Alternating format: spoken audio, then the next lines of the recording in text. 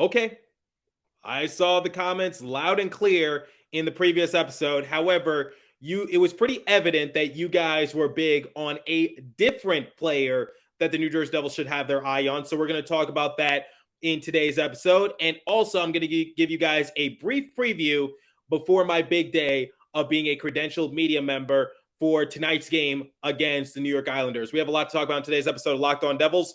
Buckle up, everybody. You're Locked On Devils, your daily podcast on the New Jersey Devils. Part of the Locked On Podcast Network, your team every day. Hi, this is Bryce Salvador, and you're Locked On Devils with Trey Matthews. Elliott scores! Oh, Stevens stepped up, nailed him. Brodor's got the puck. What a shot. The Devils win the Stanley Cup. Alrighty now, what is up, New Jersey? Welcome back to the Locked On Devils podcast here on the Locked On Network. I'm your host, college hockey play-by-play announcer, and also Devils writer for Pucks and Pitchforks, Trey Matthews. So, I heard your comments loud and clear in the previous episode. It seems like a majority of you are not on board with trading for Patrick Kane. I can understand your reasons why, and in today's episode, I'm actually going to do a follow-up to that silly season discussion because it was pretty evident that you guys were not big on Patrick Kane. However, you were big on Timo Meier. Now, I feel as though that's a discussion that's been a long time coming because we've been hearing the rumors since like May saying maybe the San Jose Sharks will trade away Timo Meier. Maybe one of the suitors will be the New Jersey Devils. I didn't do it during the course of the summer, but like I said, it's been a long time coming, but it's going to be a shorter trade discussion type of episode, and I'll explain why once we get there. But let me explain my reasoning in the previous episode. So my thing for the New Jersey Devils is like I'm still teeter-tottering as to who they are as a team because let's face it, no one projected for them to be this good. Are they contending for the Stanley Cup? Are we trying to be just a solid playoff team? Are we just coasting by? Obviously, that's not the answer. I'm just giving out some options here. But the New Jersey Devils have exceeded a lot of people's expectations. And since we're at the month of December, the season is in full swing. It's just like, where do the New Jersey Devils go from here? Because we're one of the best teams in the NHL for right now. I thought I wouldn't be saying this sentence at this point of the year, but here we are. So you do have to have those kind of questions like, what direction are the New Jersey Devils going to go in? Because are we at the point where we contend for a Stanley Cup, or are they just trying to work with what they got and see what happens during the course of the playoffs? Because quite honestly, guys, if the New Jersey Devils are wanting to compete for a Stanley Cup, which by the way, I like I said, I didn't think I would be having this kind of thought or discussion at this point of the year, but here we are. So if the New Jersey Devils are trying to compete for a cup, I'd say this. They have to add one or two more pieces because we're still one of the youngest teams in the NHL. But like many of you said, and I agree with you in this case, and I brought up in the previous episode, which is do some moves, but don't gut the organization. So I talked about a lot of prospects that aren't going to be given a chance to showcase what they can do because, unfortunately, the New Jersey Devils are just stacked with young players, and it's a good problem to have. So I'm not saying trade away people like Shimon Nemets or Luke Hughes, Alexander Holtz, Kevin Ball, whatever the case might be, but you do need to just question, like, what are we going to do with the rest of the prospects that maybe were projected to do well, but are they seriously going to be given a legitimate chance to showcase what they could do at the NHL level? But anyway, it doesn't have to be Patrick Kane. We could talk about other players that the New Jersey Devils can pursue, like someone maybe Timo Meier and his presence. Now, here's the thing about Timo Meier. This is what we're going to talk about in the first segment, which is what could Timo Meier bring to the Devils organization? And then in the second segment, I'll talk about if it's a realistic option for the New Jersey Devils. So for Timo Meier, he is just a big guy. He stands 6'1" and he weighs 220 pounds. Not to mention, he is 26 years of age. So he is 8 years younger than Patrick Kane. So something that you guys brought up a lot in your comments was that you fear that Patrick Kane is a little too old, a little too washed up. But like I said, his worst is still better than most people's best. And Patrick Kane is one of the best to ever play the game of hockey. And quite honestly, I wouldn't mind having him on the roster if it's for the right price. But for Timo Meier, I think he fits the mold perfectly, which is he has good production, he's young, and he can provide a lot of upside to the Devils organization. So this year for Timo Meier, he has appeared in 29 games. He has 13 goals, 12 assists for a grand total of 25 points, and he has a plus-minus of -9. Now, he did get off to a pretty slow start to the season, but he's starting to pick it up. So we are no strangers to players having slow starts, but then all of a sudden they flip a switch. But if you need some better reference, last season for Timo Meier, he appeared in 77 games. He had 35 goals, 41 assists for a grand total of 76 points.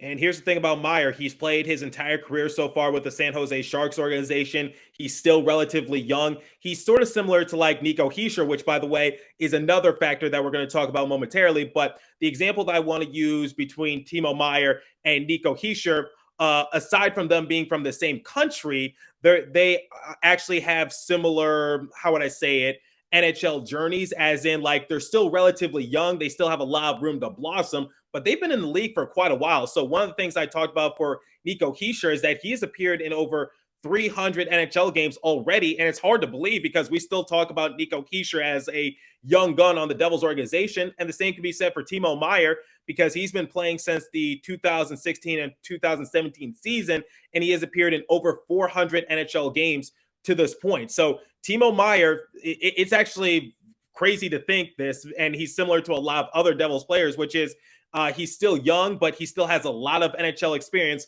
underneath his belt. So this is certainly not just some sort of third or second year goon that we're taking a chance on. This is someone who's established himself in the NHL and someone who can definitely solidify himself a nice role on the Devils organization. Now, which line would he play on? Well, the no-duh answer is that he would play on the same line as Nico Hischier, because we saw this during the World Championships, which is we saw the connection between Nico Hischier and Timo Meier. So I think they would have great connection. It also helps the fact that Nico Hischier, he has been making himself and his teammates better throughout the course of this season. So adding Timo Meier to the mix, someone he already has good chemistry with, that's going to be like peanut butter and jelly right there. So I think that would be a great combination to have. So you would have the two Switzerland players on the same line in that case. We talk about the Swedish fish connection between Alexander Holtz and Jesper Bratt, but what about the Swiss cheese combination between Timo Meier and Nico Hischier? Because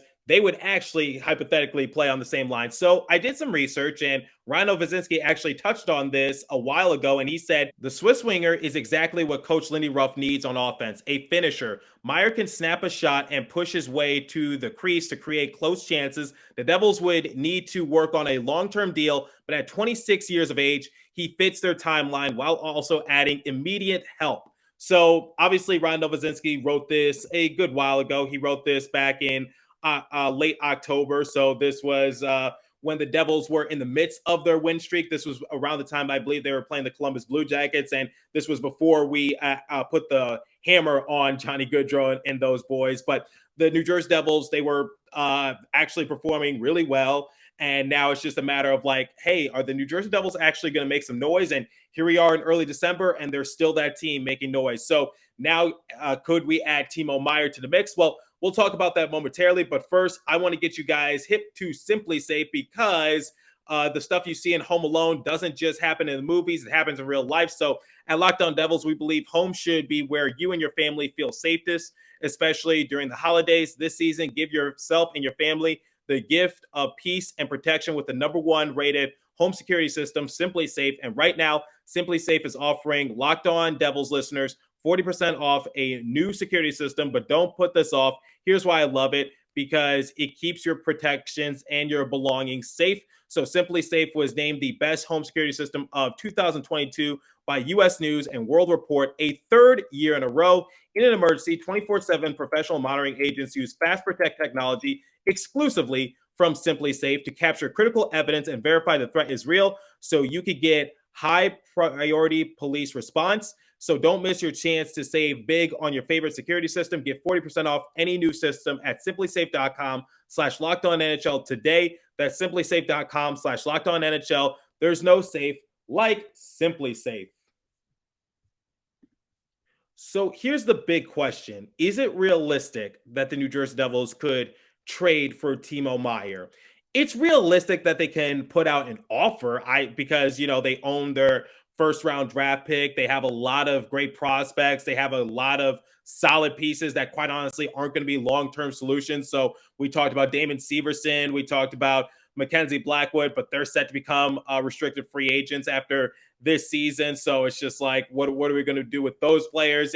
If the Devils wanted to make a deal work come the trade deadline, I think those two players would come into a mix. But I think the main selling point would be that first round draft pick that the Devils own. But keep in mind, it's not going to be all that high or good if the Devils maintain this dominance throughout the course of the season. And they have a lot of young prospects that have a lot of upside, but won't be given a chance to prove themselves, especially with how good and how deep the Devils are this season. So it's realistic that they can offer a trade package for essentially anyone. But the thing I see with Timo Meier is just that I'm not seeing any traction in terms of trade discussions, because we heard it early in the offseason, but it's just like I think the San Jose Sharks are still trying to figure things out, because while they are not the worst team in the NHL, I know early on in the year, my colleague over at Locked On Sharks, his name is JD Young, he was big on the San Jose Sharks tanking for Connor Bedard. However, it's just like, it seems like the San Jose Sharks are performing a little better than expectations, but then again, they are in a weak division. So you're seeing teams like the Seattle Kraken come and rise out from the ashes and actually performing well. Not a knock to Seattle. You guys know that's my second favorite team in the NHL, but it's true. Like the Pacific Division is a weak division in the NHL. So I think the San Jose Sharks are trying to figure things out, because what's going to happen to Erik Karlsson as well, because is he going to be traded back to the Ottawa Senators? I don't know what the case might be. So I think they're still trying to figure things out. And I get that Timo Meier is set to become a restricted free agent after this year, but he's not going to be an unrestricted free agent similar to Patrick Kane. And another thing that I'm taking into consideration is his age, because like I just said, he's 8 years younger than Patrick Kane. So the situation with Patrick Kane is that he's on a rebuilding team. He's going to be an unrestricted free agent after this year. And it just feels as though the writing is on the wall for him to be dealt away. So that way the Chicago Blackhawks potentially can get something from his services and not lose him in free agency for essentially nothing. But that's like an extreme worst case scenario for Chicago. But for the San Jose Sharks, they're rebuilding as well. But Timo Meier is 26 years of age. He's going to become a restricted free agent. So it's just like, what direction are they going to take their organization in? And that's the thing I'm missing. It's one of the reasons why I'm not seeing any trade scenarios out there similar to what I saw on the internet float around for Patrick Kane. So it's just like, what are the San Jose Sharks going to do? And like I said, I'm not Locked On Sharks, so this is from an outside perspective. So I just don't see the San Jose Sharks trading away Timo Meier at this stage. And it's still very early to tell. And I think their main priority is just to see what Erik Karlsson could do, because I think he's the front runner to win the Norris Trophy, or if not, he is one of the front runners, I think at least top three. So that's something you need to take into consideration. So overall, I would love to have Timo Meier on this roster, but I'm just not seeing any direction or any clearance from the San Jose Sharks and to maybe peg this as a realistic option for the Devils, because I would love to have Timo Meier on this team. But if I'm thinking about this from a Devils perspective, if the Devils were struggling, would we, I know this is a little different because Nico Hischier is signed long-term, but just bear with me. If Nico Hischier was on a 1-year contract or 2 years remaining, would the Devils be looking to trade Nico Hischier? I don't think so. And I get that he's a captain as well, so it makes things look, I get it. This is probably not the best example, but I'm just trying to use this as an example, because Nico Hischier, Jack Hughes, Jesper Bratt, we want them on our team. No matter how much we struggle, like, I don't care if we were a lottery team this year. Like, we want, like, would we like try to trade away Jesper Bratt if we were a lottery team right now? That's a better example. No, we would not. We're trying to get Jesper Bratt back and sign him long-term so that way he's a part of our rebuild for the future. So I think that's a better example, like Jesper Bratt and his contract situation. So that's the thing I'm seeing from Timo Meier, which is, once again, he would fit like a glove on the Nico Hischier line, and they would have that great connection. But I'm just not seeing any clear indication as to whether or not they're going to part ways with Timo Meier. So maybe I'm missing something, but that's my outside perspective. That's where I see in terms of Timo Meier and his stance with the San Jose Sharks. So I looked over on the website that I work for, Pucks and Pitchforks. We saw something written by Vincent Parise once again, but that was 6 months ago. And it's just like he said that he still has 1 year left on his current deal, so they could either have to wait for next summer or make a trade. But it's just like, I don't see the Devils like getting past the initial conversation with the San Jose Sharks organization to try to get a deal done. So that's where I stand with Timo Meier and his situation with possibly being dealt away and maybe the New Jersey Devils being a suitor. So, as some of you might already be aware, when this episode goes live, I'll actually be making my way to New Jersey. I'll be at the Prudential Center as a credentialed media member, as I'm going to cover the game between the New Jersey Devils and the New York Islanders. Really looking forward to it. I can't wait to see the reverse retro jerseys up close because they look so nice on TV. They look so nice on social media. And quite honestly, I might have to get myself one. But as you guys know, I'm going to be going there as a podcast host. So it's a little different because I'm not exactly a journalist. I do write for Pucks and Pitchforks, but Pucks and Pitchforks has their own credentialed media member, and that's Dan Rice. He's appeared on my show before. So it's just like I've been asking around some of my colleagues who have been credentialed before, whether they work at Locked On NHL, Locked On NBA. Basically, I was just trying to see, like, how do I approach this? Because as a podcaster, I don't consider myself a journalist. I consider myself as a commentator because I do research on the New Jersey Devils and I give you guys my opinion. And that's why I post it onto YouTube or a podcast streaming service. So I consider myself more as a commentator as opposed to a journalist, but podcasters can be journalists as well. But it's just like, how do I approach this? Because I can't just write about the game. So I think the overall mindset I'm going to have going into whatever I'm being given access to, I'm still trying to figure that out, is like, I guess I'm going to write a story on how the New Jersey Devils have basically went from low expectations to now high expectations. I'm going to hopefully, fingers crossed, I have access to talk to a few players, get their perspective. So I think that's what the next episode is going to revolve around, which is the New Jersey Devils and their rise from ashes. So one of my colleagues over at Locked On NHL informed me saying, like, it's good to have a story in mind and tell that and do that in your commentating when you're podcasting. So that's my overall mindset because in a private Twitter DM, because as you guys know, I like to react to tweets, but I'm going to keep this person anonymous. I'm not even going to post the Twitter DM onto the screen if you're watching on YouTube, just because I want to respect this person's privacy. But here's the thing.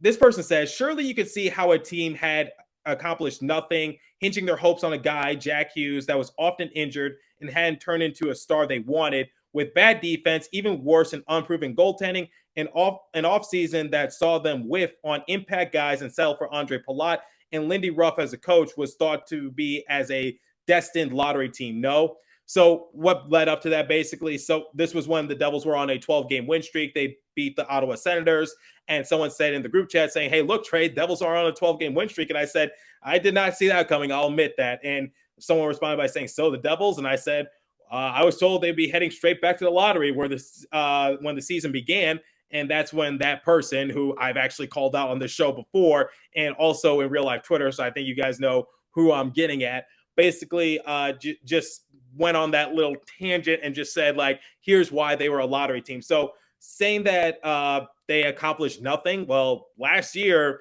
they could have been better, but COVID and injuries hindered them. Or hinging our hopes on Jack Hughes, what about Nico Kisher and Jesper Bratt? Even if you don't think that Nico Kisher was going to become a superstar player, he was still very good and could be a good complementary piece. And that's his floor. His ceiling was superstar, but his floor, if he's a good complementary piece, I'll take it. But he's exceeded that 100%. Or saying that Jack Hughes hadn't turned into the star that we wanted. He had a bad rookie year, but during the 2021 56-game COVID season, Jack Hughes actually performed really well, just wasn't given a lot of attention outside of the Metro. So Jack Hughes, we knew that he was going to turn into something special. And last year, he was projected to get 90 or so points, but he missed most of the year due to injury. And then this year, he's taken the league by storm. I need to say something. It's worth mentioning. Jack Hughes was an all-star last year. What do you mean he wasn't turning into the star that we wanted? Yes, he was often injured, but that's something he couldn't control. Or saying we whipped during the course of the offseason, well, we got a few other key players that helped, and we got better by default. So I wouldn't say it was a total whiff. It's not like we were the New York Islanders and did nothing. And then I said, like, well, You guys know my point. I just said my point, and he said, all that kind of proves my point, though. We didn't know the extent of Hamilton's injury because that's another X factor. I said Dougie Hamilton is still a top 20 defenseman in this league. He was just hurt last year because of that facial fracture. He said people don't know the extent of Hamilton's injury, and he's 29. No guarantee he bounces back. You're relying on random dudes like Jonas Siegenthaler. Talked with Ryan Novozinski and Christy Flannery about this. Jonas Siegenthaler is not a random player. If you say that Jonas Siegenthaler is a random player, you obviously do not watch Devils hockey because he's been a fan favorite, according to Christy Flannery, the last couple years. And I've noticed how good he's been. He is not a random player. You think he's a random player just because he's not in the news. But we know how valuable he is. Marino was bad in Pittsburgh. BMW is cast-offs. No, they're not cast-offs. I literally talked about how Nathan Bastian, during his rookie year, actually had some potential. I didn't say he was going to be a superstar or anything, but I thought he had potential. Michael McLeod led the Devils in faceoffs, or Miles Wood is one of the leaders of this team. So cast-offs, no. Like saying all that was going to happen is disingenuous. Okay, so I never said the Devils were going to be contenders or they were going to be first in the Metro at this point of the year, but I did say wild card. I did say fringe playoff team, so I was half right. But yeah, it would be disingenuous of me to say at the beginning of the year saying the Devils were going to be a first-seeded team. I think a lot of people have called me crazy. So that's why people have them as bad. Everything broke their way when typically that doesn't happen. So that's the story I'm going to have to conduct. And like I said, guys, as a credentialed media member for tomorrow's game, I don't know what I'm going to be given access to, but if I'm given access to talk to some of the players, that's the story I'm going to write. And even if I don't, that's something I'm definitely going to talk about in the next episode, because I'm going to shine a light on the casual hockey fans who don't understand what certain players mean to the roster or the certain backstories of certain key components on Devils roster. Because like that guy just said, it's just like that's completely 100% wrong. Okay, Jack Hughes, we knew he had potential. He just needed to be given a chance. Nico Hischier and Jesper Bratt, we knew what they brought to the organization. That's our baby big three. I've been saying that for so long. Or saying that Jonas Siegenthaler is a random dude or the BMW line is a bunch of cast-offs. Oh, man. This gave me a headache. And this basically said, I've been holding out on this one for a special episode, and hopefully the next one is a special episode. So stay tuned. So as for today's episode, guys, that's all that I'm going to have for you. So we talked about Timo Meier, talked about what I'm going to be doing as a credentialed media member. Like I said, I don't know how the day is going to go, but I'm looking forward to it. So if you see me at the Prudential Center, please come by and say hi, and look forward to seeing a lot of you there. And we are so close to 1,000 subscribers on this channel. Help me get there before Christmas. I'll catch you guys in the next episode. Continue to stay safe. Have a wonderful day, New Jersey. Go Devils. And let's see how this goes. Fingers crossed, everybody.